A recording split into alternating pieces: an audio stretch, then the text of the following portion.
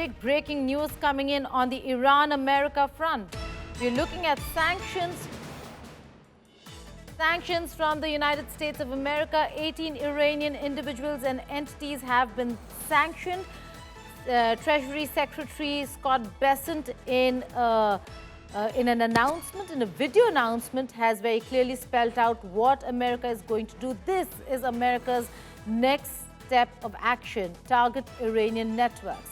25% tariff on nations doing business with Iran. Demands of Iranian legitimacy, as also the Americans have now warned Iran that they will track Iran down. A message to Khamenei that it's still time for them to join the United States of America. Listen in. Today's sanctions target 18 individuals and entities that the regime uses to evade sanctions on Iranian oil and divert proceeds from its energy sales away from the rightful owners, the Iranian people. Tehran's natural resources belong to its people and not its brutal dictators. Treasury will continue to target Iranian networks and corrupt elites that enrich themselves at the expense of average Iranians. This includes the regime's attempts to exploit digital assets to evade sanctions and finance cybercriminal operations. Additionally, President Trump has announced a 25% tariff on countries that continue to do business with Iran. Our message to the Iranian people is clear. Your demands are legitimate. You are protesting for a noble cause, and the United States supports you and your efforts to peacefully oppose the regime's mismanagement and brutality. Our message to the Iranian leaders is also clear. U.S. Treasury knows that, like rats on a sinking ship, you are frantically wiring funds stolen from Iranian families to banks and financial institutions around the world. Rest assured, we will track them and you, but there's still time if you choose to join us. My colleague Pranay Upadhyay joins me for more on this. Pranay, very interesting developments. We were looking at a scenario, a situation where there could have been military intervention, and then we saw a climb down. President Trump actually saying that the killings have stopped. Then we see reports of Saudi pressure, and now we are seeing sanctions rather than military intervention.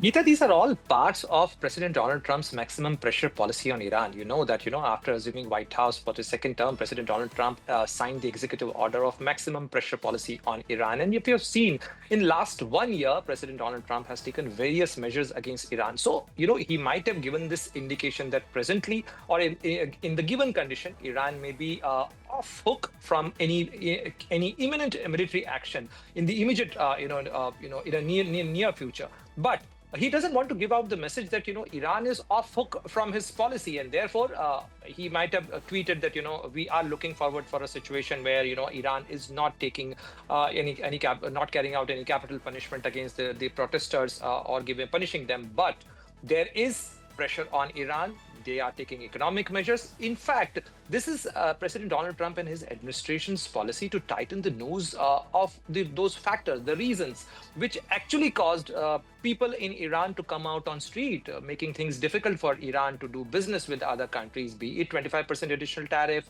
or putting additional economic sanction. What does it lead to? It leads to the economic, worsening of the condition for Iran. But Pranay, at the end of the day, there are pressure points. Military intervention would have meant spillover into Gulf, would have meant spike in oil prices, and would have meant near complete collapse of economy, including the United States of America. I'm sure these are considerations why we're looking at a delayed response military. Not only the domestic consideration for President Donald Trump and U.S. economy, but also the consideration for the West Asian economies, for Gulf countries. Some of the important and significant allies for United States, be it Saudi Arabia, be it Qatar, or be it other countries where US has significant interest, as well as their significant military presence. But you have seen, Geeta, in the past, we have seen that, how President Donald Trump has given conflicting messages. But he did carry out military action, as he said, against Iran and targeted its military establishment. we have seen that he has consistently delivered on, tightening news against Iran and taking stringent measures, be it his first term of 2016 to 2020. And even during his second term, we have seen a consistency of his policy on putting pressure on Iran and weakening the Iranian government. That's right. Now, this is for the Iranian establishment, Iranian government and Islamic regime. How long they can hold, but there are repeated signs, and now we have to see that how Iran delivers for their domestic, their audience, and for their own people to ease up the economic situation and economic conditions. Because repeatedly, Iranian society is also giving out this message that things are not going okay in Iran. Right, absolutely. For now, there's a massive squeeze again on Iran, but we'll have to wait and see what President Trump does when it comes to an intervention. Any aircraft carrier is a week away.